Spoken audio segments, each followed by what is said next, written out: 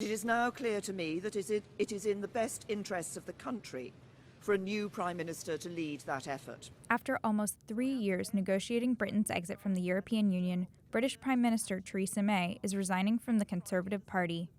May announced on May 24th that she will step down as party leader on June 7th. Conservatives will then pick a new Prime Minister. I'm pleased that this House has expressed its confidence in the government tonight. May survived a no-confidence vote in January, but many in recent months had called for her to step down as she failed to garner support in Parliament for a Brexit deal with the EU.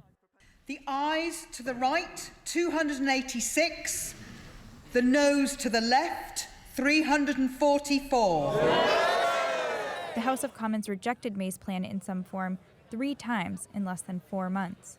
She came to power in 2016 after a Brexit win drove fellow Conservative David Cameron to resign. After all, as I once said, I was the future once.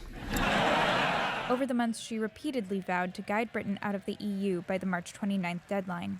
Focus all our efforts on securing a good deal with the EU that enables us to leave in a smooth and orderly way on the 29th of March. Working for us to leave on the 29th of March. On the 29th of March. But, with consensus among lawmakers unreachable, she requested an extension less than 2 weeks before the cutoff. Well, I'm here today to discuss with fellow leaders our request for a short extension of Article 50. Brexiteers criticized May for not delivering on her promise. If our vote's not respected, are we a democratic nation? Days before her resignation, she said she would bring a new Brexit deal to a vote. While it has proved even harder than I anticipated, I continue to believe that the best way to make a success of Brexit is to negotiate a good exit deal with the EU. But Conservative lawmakers, members of the Scottish National Party and Change UK all quickly voiced opposition to this new proposal. The deputy leader of the Northern Ireland Democratic Unionist Party said it had, quote, fundamental flaws. I think the public would have the strong and altogether justified impression of an elite conspiracy to thwart Brexit. Former Foreign Secretary Boris Johnson is currently the favoured candidate to take May's place as head of the Conservative Party. I will shortly leave the job that it has been the honour of my life to hold.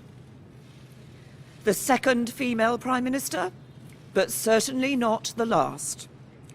I do so with no ill will, but with enormous and enduring gratitude to have had the opportunity to serve the country I love.